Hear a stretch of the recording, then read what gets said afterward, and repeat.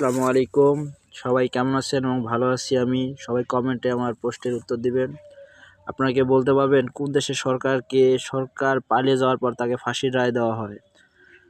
আমার জানা মতে আজ প্রথম শুনলাম আমাদের দেশের সরকার শেখ হাসিনাকে ফাঁসির রায় দেওয়া হয়েছে ট্রাইব্যুনালে। অনেক খুশি আলহামদুলিল্লাহ, কারণ সে যত কর্ম সব আছে, টাকা পাচার থেকে শুরু করে যত কোনো পৃথিবীর কত অপরাধ বাদ নাই যে সে করে নাই। আলহামদুলিল্লাহ তাকে ফাঁসির রায় দিছে, এতে অনেক খুশি আমি এবং সবাই খুশি অনেক।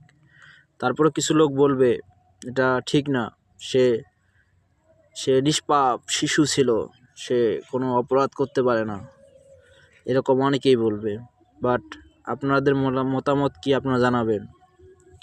ওকে, আলহামদুলিল্লাহ, সবাই ভালো থাকবেন, সুস্থ থাকবেন, আল্লাহ হাফেজ। সবাই কমেন্ট এবং শেয়ার করবেন।